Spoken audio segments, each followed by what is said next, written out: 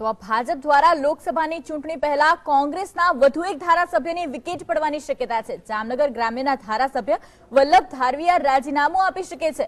વલ્લભ ધારવિયાએ વિધાનસભા ચૂંટણીમાં કોંગ્રેસમાંથી ભાજપમાં આવેલા રાઘવજી પટેલને હરાવ્યા હતા। એ જ વલ્લભ ધારવિયાની વિકેટ પડવાની ભાજપે તૈયારી કરી દીધી છે। વધુ એક કોંગ્રેસના ધારાસભ્યની વિકેટ પડી શકે છે। ધારાસભ્ય વલ્લભ ધારવિયા રાજીનામું આપી શકે છે।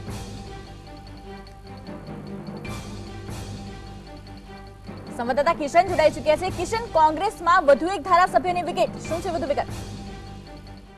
વલ્લભ ધારવિયા જામનગર થી તેઓ છે તે ધારાસભ્ય છે અને તેઓ પણ હવે કોંગ્રેસમાંથી રાજીનામું આપે તેવી પ્રબળ શક્યતાઓ છે। વલ્લભ ધારવિયા કોંગ્રેસમાં ધારાસભ્ય છે અને વધુ એક વિકેટ છે જે કોંગ્રેસના ધારાસભ્યમાંથી પડે તેવી હાલ પ્રબળ શક્યતાઓ દેખાઈ રહી છે। તેમના રાજીનામા માટેની તૈયારીઓ પણ હાલ કરવામાં આવી રહી છે તેવા સ્પષ્ટ સંકેતો ગાંધીનગરથી મળી રહ્યા છે।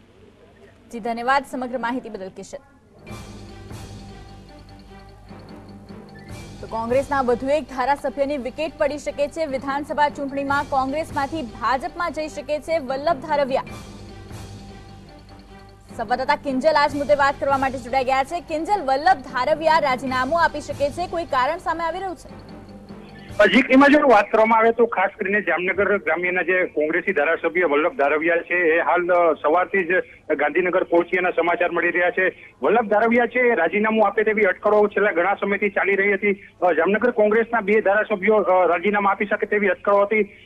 જો વાત કરવામાં આવે જ્યારે હકુબા જાડેજા જે જામનગરના ધારાસભ્ય ભાજપમાં પડેલા હતા એમને મંત્રી પદ આપ્યું હતું ત્યારે જીએસટીવી સાથે જે પ્રમાણે વલ્લભ ધારવિયાએ વાત કરી હતી ત્યારે એમને ભાજપમાં જોડાવાનો ઇનકાર કર્યો હતો, પરંતુ આ તો રાજકારણ છે, રાજકારણમાં બધું જ પોસિબલ છે।